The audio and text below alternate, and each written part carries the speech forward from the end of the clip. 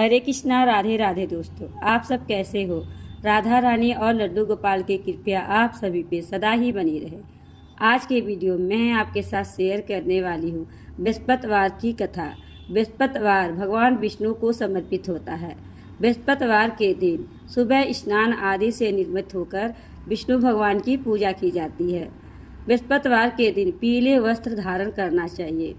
बृहस्पतिवार के दिन भगवान विष्णु को पीले पुष्प अर्पित करने चाहिए। बृहस्पतिवार के दिन भगवान विष्णु को चने की दाल गुड़ का भोग लगाया जाता है। केले के जड़ में उनका पूजन किया जाता है। अंत में भगवान विष्णु की कथा सुनी जाती है। कथा सुने बिना भगवान विष्णु का व्रत पूरा नहीं होता है, इसलिए कथा विशेष रूप से सुनी जाती है बृहस्पतिवार के दिन। तो चलिए दोस्तों, कथा शुरू करते हैं। एक गांव में एक साहूकार रहता था, जिसके घर में अन्न, वस्त्र और धन किसी की कोई कमी नहीं थी। परंतु उसकी स्त्री बहुत ही कृपण थी, किसी को भी भिक्षा नहीं देती, सारे दिन घर के कामकाज में लगी रहती।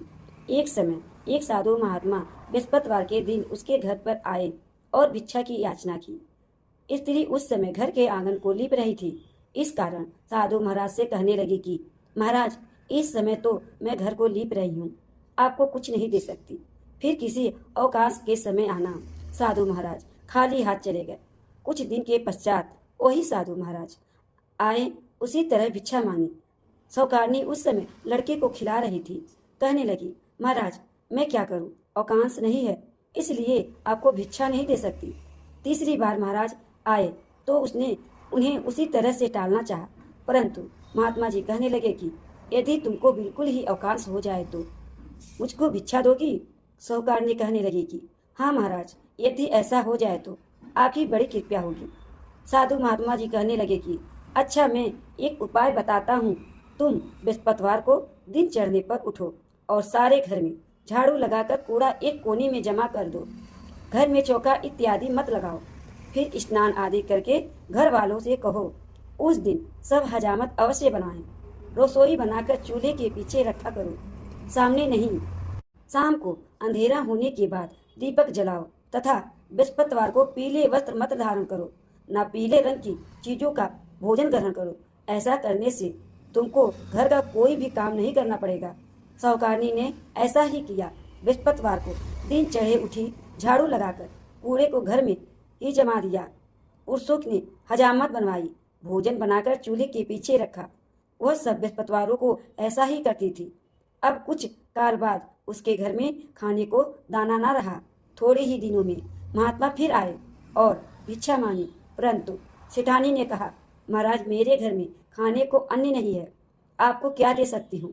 तब महात्मा ने कहा कि जब तुम्हारे घर में सब कुछ था तब भी तुम कुछ नहीं देती थी, अब पूरा पूरा अवकाश है तब भी कुछ नहीं दे रही हो, तुम क्या चाहती हो वह कहो। तब सेठानी ने हाथ जोड़कर प्रार्थना की, महाराज अब कोई ऐसा उपाय बताओ कि मेरे पहले जैसा धन धान हो जाए।